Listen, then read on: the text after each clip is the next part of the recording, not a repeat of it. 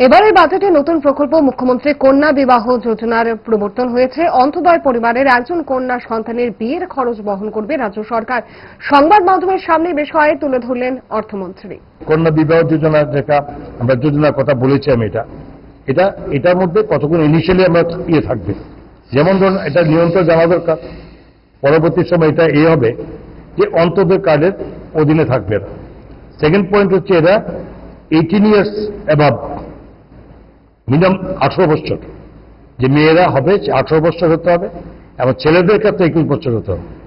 এবং তারপরে এটাকে একটা মানে ফার্স্ট ম্যারেজ, এরকম আছে একাধিক বিয়ে তাদেরকে পাবে না।